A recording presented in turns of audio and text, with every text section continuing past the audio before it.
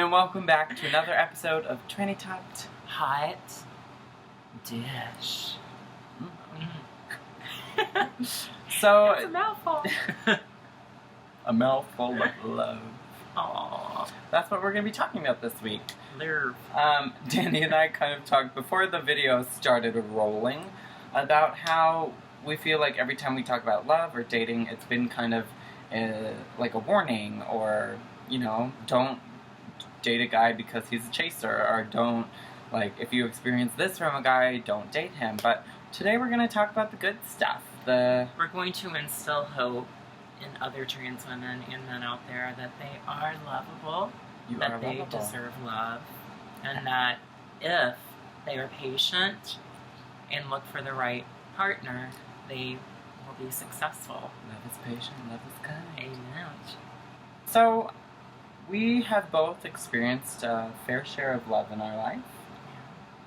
Some parts of that love were bad, some parts of that love were good, but... And most of my experiences happened within the past 2 years. Dani, yes. I'm a late bloomer. Dani is a late bloomer. I have been dating since I was 13 years old. And I didn't start until I was 29. Yeah.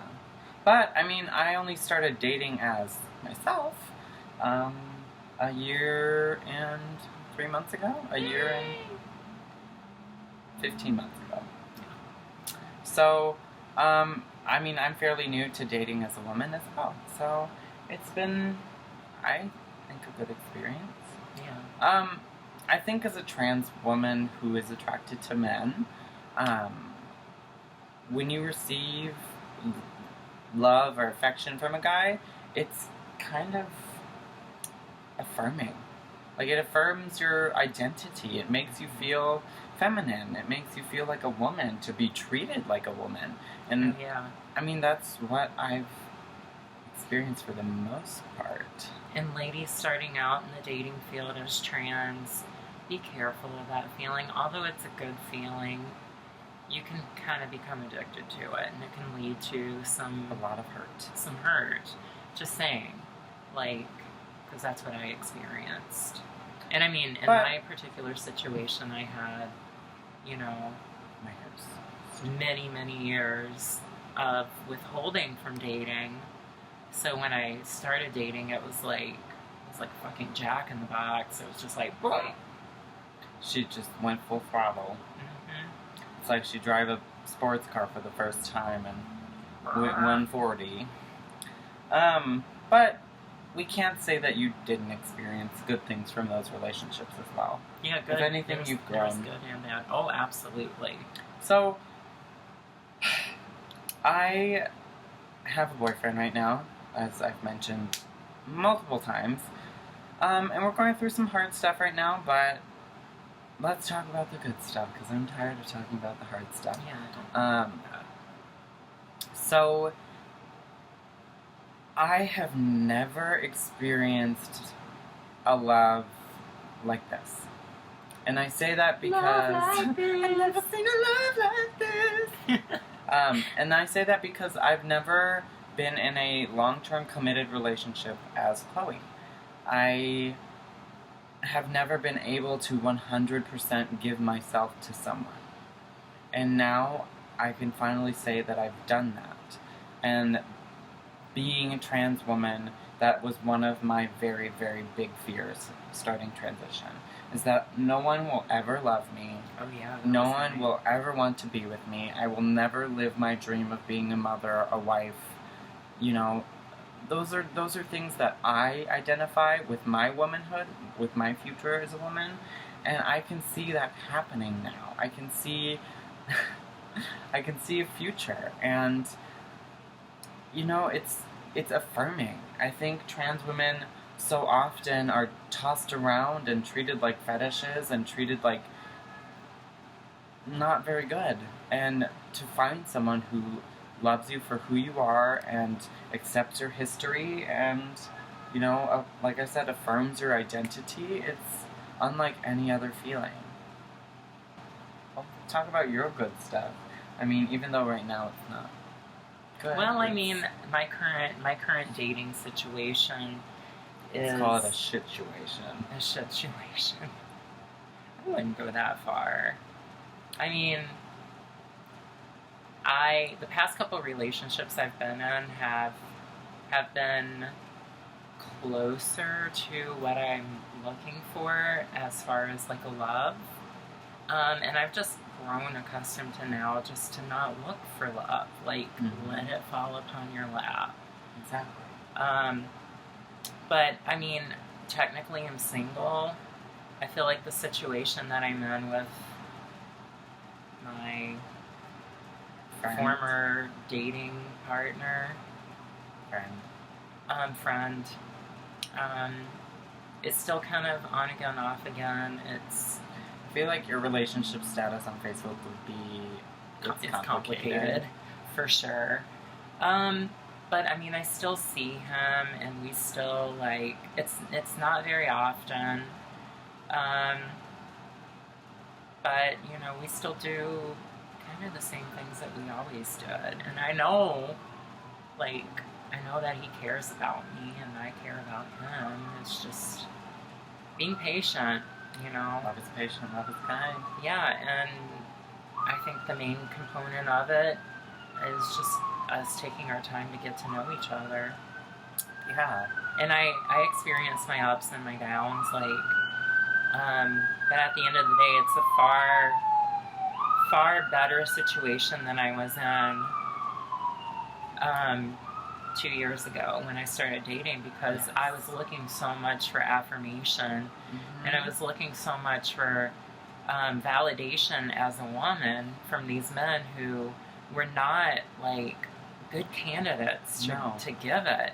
Like they would give me affection and intimacy sexually, but as far as emotion, most of them were blocked off because they were in no way prepared to face the consequences of dating a trans woman. And I think that's something that you have to look out for is, you know, when you are dating someone, when you are in the process of falling in love with someone, you need to think about how they make you feel.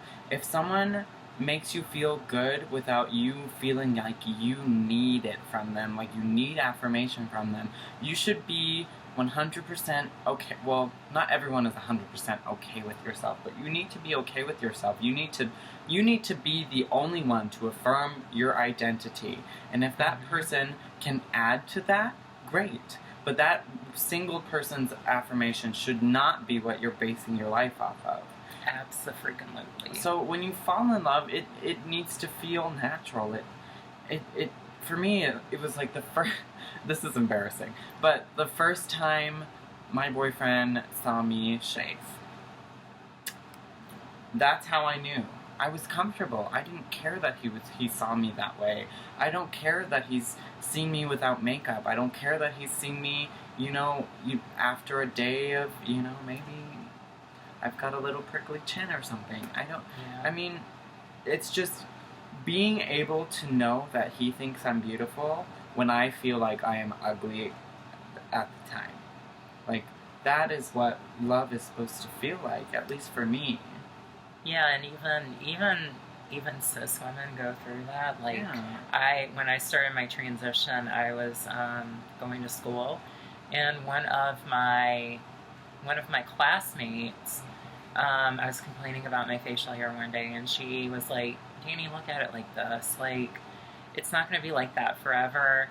And even if it is, like, my aunt has a ton of facial hair, and she's a genetic woman, and she shaves, and she is married, and her husband still loves her." And that's the thing. It's a man, as a trans woman, I feel like if you're going to fall in love with a man, if you're in love with a man, he needs to accept you as you. Your whole package deal. Yeah. Accept everything that comes with dating a trans woman, because it is different. And vice versa, when you're ready to give your heart to someone, you need to make sure that their baggage is something okay that you for can you. carry. And that's definitely something I've learned in the past month. And I'm learning more about that now. I mean, not the previous person that I dated, but the person before that, Beardo. Yeah. kind of I feel some type of way, but has that's not been your a little too much lately with the calling and texting, and it's been kind of bridging stalkerish. Yeah. And I had to just send him his goodbye papers. Seriously. Yeah. But, I mean, with that, he made you, at the time, he made you feel beautiful, even though there was, you know, some things that he did not do well. He made you feel beautiful. He made you feel comfortable.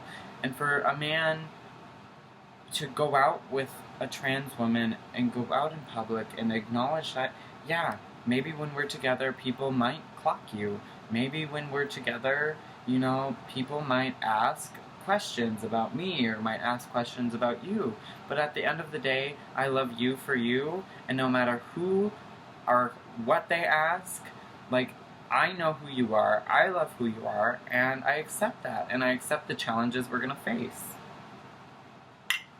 So it's about accepting the challenges that a trans woman faces, and if you and your partner are willing to face them, it may work out. Yeah. I think patience is key. Patience. If I have learned anything from transition, it is patience.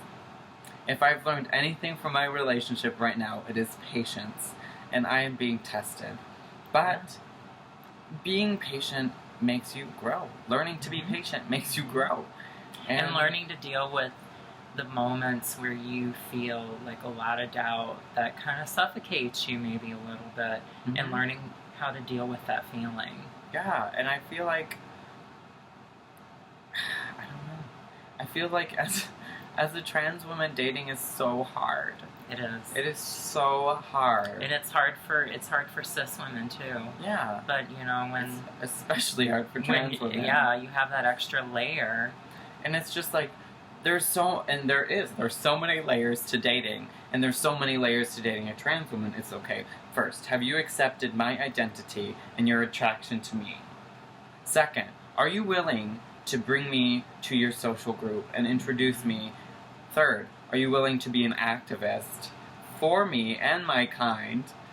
And for, my community. 4, are you willing to introduce me and talk to me, or talk about me to your family? And that's important. I think that's all, actually. Yeah. But, like, I think in general, Visibility is so important to trans women. Feeling like we're being hidden is, like, the biggest, like, doubt. I don't even know what I'm... Doubt creator. It feels like crap to know that you're being hidden. And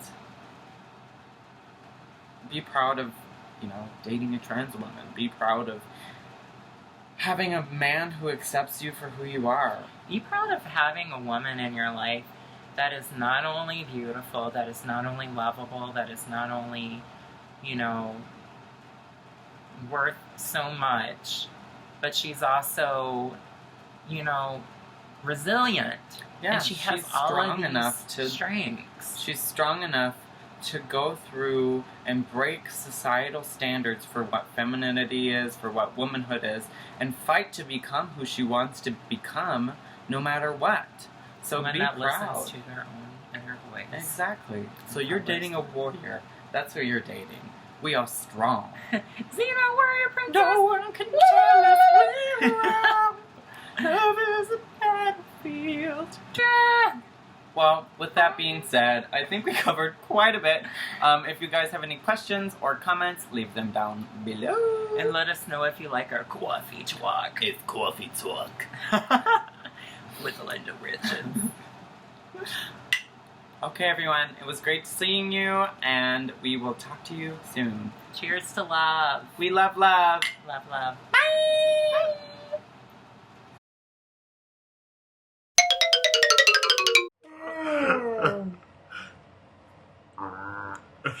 She said, I don't like your ideas, Chloe. I did not say that. That's what your face said.